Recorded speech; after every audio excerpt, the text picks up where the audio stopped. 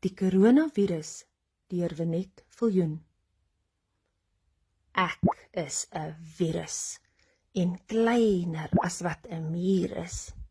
Ek spring deur die lug, deur jou nies, hoes en kug.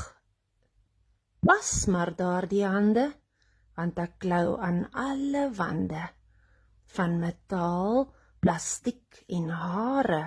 Ek klou wragties vir 'n fale.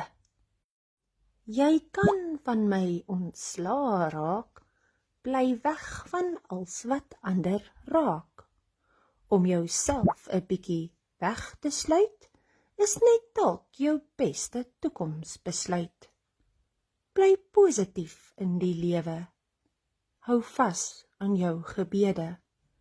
Na 'n rukkie is hierdie als verby, en dan is almal weer positief en bly.